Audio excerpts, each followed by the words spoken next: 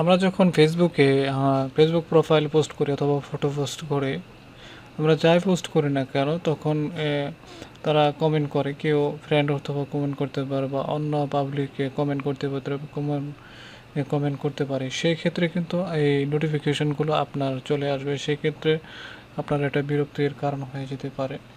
তো এই কমেন্ট আপনার নোটিফিকেশন কিভাবে অফ করবেন, তো আমরা এই ভিডিওতে জানবো। তো ভিডিওটি শেষ পর্যন্ত দেখার অনুরোধ রইল। আর আপনি যদি এই চ্যানেলে নতুন হয়ে থাকেন তাহলে অবশ্যই চ্যানেলটি সাবস্ক্রাইব করবেন এবং পাশে থাকা বেল আইকনটি বাজিয়ে দেবেন পরবর্তী নোটিফিকেশন পাওয়ার জন্য। তো আমরা এইখান থেকে ফেসবুকে প্রবেশ করব। একটা ব্রাউজার ওপেন করে ফেসবুকে প্রবেশ করলাম। এরপর আমরা এখান থেকে মেন আইকনে ক্লিক করব এবং সেটিংস ক্লিক করব। এখান থেকে সেটিং যাওয়ার পরে আমরা এইভাবে নিচের দিকে চলে আসবো। এখানে দেখবো যে নোটিফিকেশন, তো নোটিফিকেশন অন করা আছে। তো এখানে যে দেখেন আমরা কমেন্টসে ক্লিক করব। এটা প্রথমত এইভাবে, তো এগুলি অন করা থাকবে।